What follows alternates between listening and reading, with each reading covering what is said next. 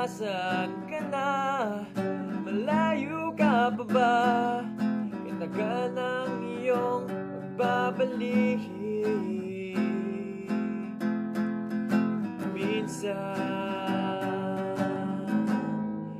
huhuli ko ang sariling nakangiti. Malayo ang tingin, malalim ang isip. Kailangang magkitang muli.